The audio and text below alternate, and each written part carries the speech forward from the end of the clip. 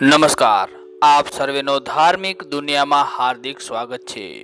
મિત્રો, આજે અક્ષય તૃતીયા એટલે કે અખા ત્રીજનો પાવન દિવસ છે।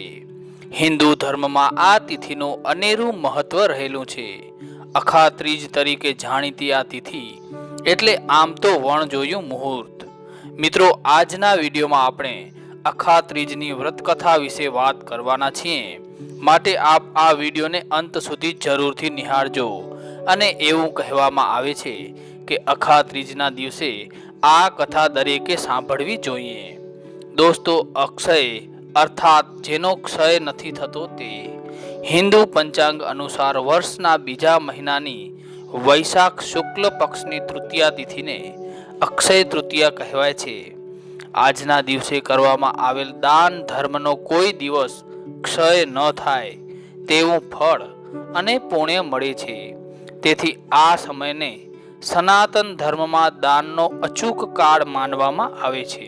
અક્ષય તૃતીયાને અખા ત્રીજ અને ચિરંજીવી તિથિ પણ કહેવામાં આવે છે, કારણ કે આજના દિવસે 8 ચિરંજીવો પૈકી એક એવા ભગવાન પરશુરામનો જન્મ થયો હતો।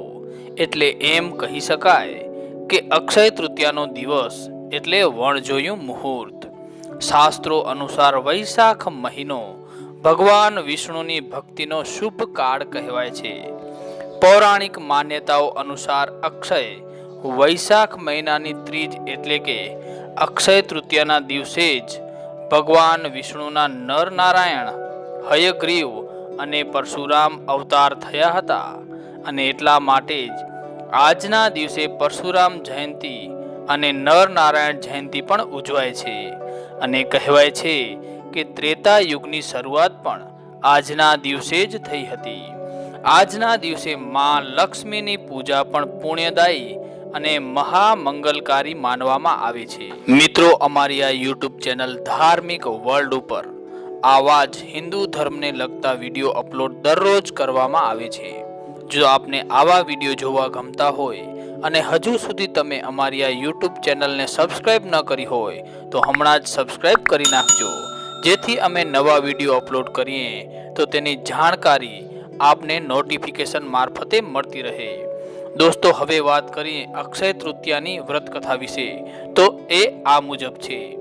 દેવપુરી નગરીમાં ધરમચંદ નામનો એક અતિ ધનિષ્ઠ વણિક પત્ની અને પુત્રો સાથે રહેતો હતો। તે ખૂબ જ વિશાળ હૃદયનો હતો। તપ અને ત્યાગમાં તે સૌથી આગળ રહેતો। સાધુ સંતોને ઘેર બોલાવી જાતે પીરસતો। ગામમાં કોઈ ભૂખ્યું હોય તો ઘેર બોલાવીને જમાડતો। રોજ સવારે ગાય કૂતરાને ખવડાવતો અને સાંજે કીડિયારું પૂરતો।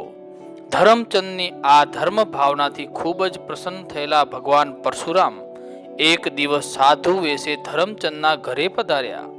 વણિકે ભગવાન પરશુરામને આસન આપી જમાડ્યા અને પછી પરશુરામ બોલ્યા, હે ધર્મિષ્ઠ વણિક, તું હજુ અક્ષય તૃતીયાના વ્રતના મહાત્મ્યથી અજાણ છે।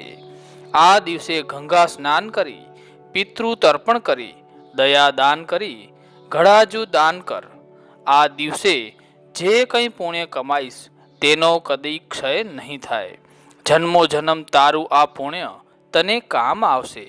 અક્ષય તૃતીયાના વ્રતનો આવો અપૂર્વ મહિમા સાંભળી ધરમચંદે તરત જ આ વ્રત કરવાનો દ્રઢ સંકલ્પ કર્યો। વૈશાખ માસની અજવાળી ત્રીજ એટલે કે અખા ત્રીજ આવતા એણે ગંગા સ્નાન કરી, પિતૃ તર્પણ કર્યું, સાધુ સંતોનો ભંડારો કર્યો અને કુંભમાં સોના મોહરો ભરી કુંભનું દાન કર્યું। બ્રહ્મ ભોજન કરાવી મોં માંગી દક્ષિણા આપી સર્વ સમૃદ્ધિનું દાન કર્યું। ધરમચંદની પત્ની વિલાસવતી પતિને દાન કરતો જોઈ મનોમન ગુંગવાતી રહી, પણ કાંઈ બોલી શકતી ન હતી। સર્વસ્વનું દાન કરી ધરમચંદે શ્રદ્ધાથી ભગવાન પરશુરામની પૂજા કરી, જવના રોટલા ખાધા અને આખો દિવસ ભગવાન પરશુરામના ગુણગાન ગાયા। આ વ્રતના પ્રભાવથી એની સમૃદ્ધિ વધવા માંડી। એ જેમ દાન કરતો તેમ એની સમૃદ્ધિ બમણી થતી હતી। આ વ્રતના પ્રભાવે બીજા જન્મે ધરમચંદનો જન્મ રાજકુળમાં થયો અને સમય જતાં એ રાજા બન્યો. એ જન્મમાં પણ દાનની ધારા ચાલુ જ રાખી તો પણ એનો ભંડાર ભરેલો જ રહેતો. દાન ધર્મથી એણે એટલી બધી કીર્તિ પ્રાપ્ત કરી કે મૃત્યુલોકમાં સૌ તેને ભગવાન માનીને પૂજવા લાગ્યા. મૃત્યુ પછી એ હંમેશાના માટે દેવલોકમાં વસ્યો. જ્યારે દાન પુણ્યથી મનોમન બળતી વિલાસવતી બીજે જન્મે ગરીબના ઘેર અવતરી અને જન્મભર વંધ્યા રહી. અને એટલા માટે જ કહેવાય છે ને કે જે કોઈ અક્ષય તૃતીયાનું વ્રત કરશે અને જપ તપ દાન ઇત્યાદિ કર્મ કરશે તેના ભંડાર સદા ભર્યા રહેશે. મિત્રો, ધાર્મિક માન્યતાઓ અનુસાર કોઈ પણ શુભ કાર્ય આ દિવસે કોઈ પંચાંગ જોયા વિના કરી શકાય છે. ધાર્મિક માન્યતાઓ અનુસાર આ દિવસે કરવામાં આવેલ કોઈ પણ કાર્ય નિરર્થક હોતું નથી. અને આ જ કારણ છે કે લોકો અક્ષય તૃતીયાના દિવસે વૈવાહિક કાર્યક્રમો, ધાર્મિક અનુષ્ઠાન, ગૃહ પ્રવેશ, ધંધો, જપ અને ઘરોમાં પૂજા અર્ચના માટે પસંદ કરે છે. દોસ્તો, પૌરાણિક કથાઓ મુજબ આ દિવસે જે પણ શુભ કાર્ય કરવામાં આવે છે તેના શુભ પરિણામો મળે છે અને તેથી જ તેને અક્ષય તૃતીયા કહેવામાં આવે છે. વૈશાખ શુક્લ પક્ષ તૃતીયાને સ્વયં સિદ્ધ મુહૂર્તા અથવા અક્ષય તૃતીયા તરીકે ઉજવવામાં આવે છે. અક્ષય તૃતીયાના દિવસે શુભ કાર્ય શરૂ કરવાનું વિશેષ મહત્વ રહેલ છે. ધાર્મિક માન્યતાઓ અનુસાર કોઈ પણ શુભ કાર્ય કરવા માટે અક્ષય તૃતીયાના દિવસે પંચાંગ તરફ ધ્યાન આપવાની જરૂર નથી. એવું માનવામાં આવે છે કે આ દિવસે ઘરના લોકોએ નવીનીકરણીય રીતે તેમની સંપત્તિ વધારવા માટે તેમની કેટલીક કમાણી ધાર્મિક કાર્યોમાં દાન કરવી જોઈએ. અને આવી રીતે ધાર્મિક કાર્યોમાં દાન કરવાથી તેમની સંપત્તિમાં અનેક ગણો વધારો થાય છે તેવી માન્યતા છે. અક્ષય તૃતીયા સાથે જોડાયેલી કેટલીક માન્યતા અનુસાર અક્ષય તૃતીયા પર સતયુગ અને ત્રેતા યુગની શરૂઆત થઈ હતી. ભગવાન પરશુરામનો જન્મ પણ અક્ષય તૃતીયાના દિવસે થયો હતો. માતા ગંગા અક્ષય તૃતીયા પર પૃથ્વી પર આવ્યા હતા.